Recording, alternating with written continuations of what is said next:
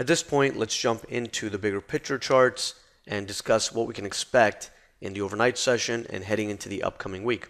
So we can see that Friday marked a balanced breakout above this range, which is roughly from 24.85 up to 25.07.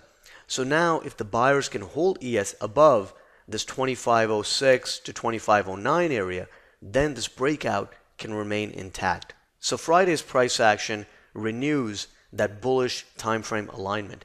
So heading into the overnight session and heading into Monday morning, we know that the buy side is in firm control, and unless we're seeing any major warning signs, it's going to be better to continue focusing on the long side and to exercise caution on the short side.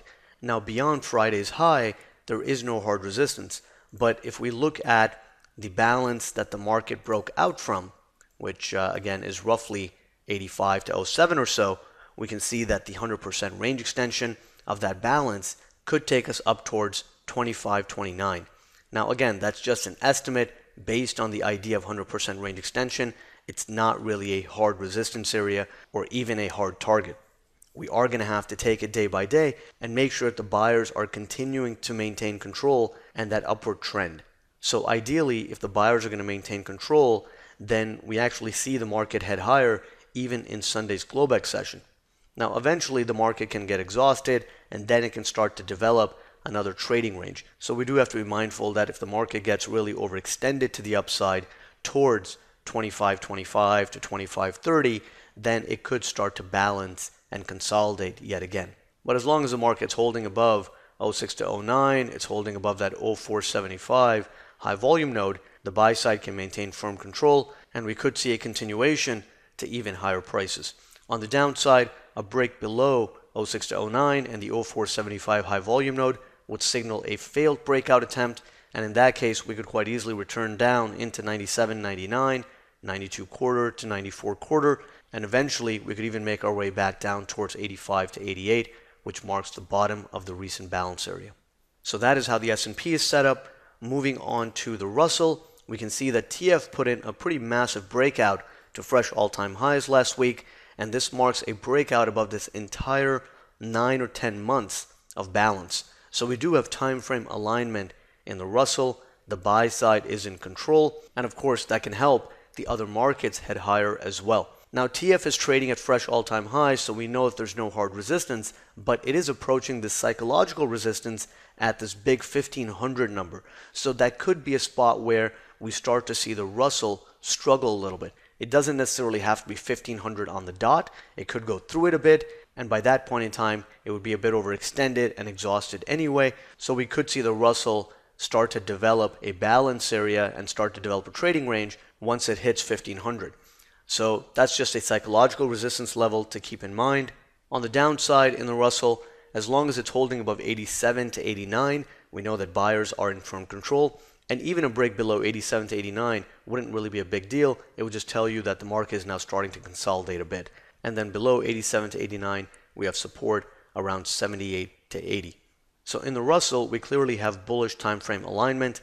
And for that reason, even if the Russell pulls back a bit, the expectation will be for responsive buyers to be active in that market. And then on the upside, we're just going to keep that 1500 level in mind just because it's a psychological resistance level and the market could encounter a bit of friction around 1500. Moving on to the Nasdaq, we can see that NQ has also started to turn back around. On the recent pullback, Nasdaq found support around 58.44, and since then the buy side has been more dominant and we are now seeing a reversal in NQ. Now, a few months ago, Russell was the weaker market and Nasdaq was leading to the upside. But recently, the Russell has actually gained a lot of strength and is now leading the other markets higher. So considering that the market that used to be weak is now leading to the upside is another bullish signal. So the way the Nasdaq is set up right now, as long as the other markets are maintaining their bullishness, NQ can also head higher towards 6,000 and eventually towards 60.27 and possibly even higher. Now if the buyers are really going to maintain firm control in NQ, ideally the buyers hold it above 59.53 to 59.63, and then below that we have Friday's low at 59.33. But again, the main question is really whether buyers are going to remain in control in the equity markets, and if they are, then you don't want to see a major pullback in NQ, and ideally it holds above 59.53 to 59.63. But if it starts breaking that area, and especially if it takes out Friday's low of 59.33, then that could weigh on the other markets. So that is how NQ is set up. Now let's move on to the crude market. So last week we saw a upward balance breakout in crude oil. The market hit the 100% range extension of the small balance that it broke out of, and ever since then there has been a new trading range that's being established above this breakout area. So heading into the upcoming week, we're going to be watching to see if crude can hold above the 51 to 51 quarter area. As long as it's holding above that zone, we know that there's still potential for buyers to step in and push crude back up towards 52.86 to 53.13. Above 53.13, we can see that crude would be running into this big balance that it broke down from, and that is where it could encounter larger time frame sellers. So the 55 to 56 half area is big resistance in crude oil, and the expectation would be for sellers to be quite aggressive and active there first time back up. So short term, the question is whether buyers can even hold it above 51 to 51 quarter. If they can, then the next spot is 52.86 to 53.13. If they can break out beyond that resistance, then we start running into that big balance, and that's where roughly 55 to 56 half can end up being a big area of resistance, and that would be tough to get through on first test, and that's a spot where larger time frame sellers can be active.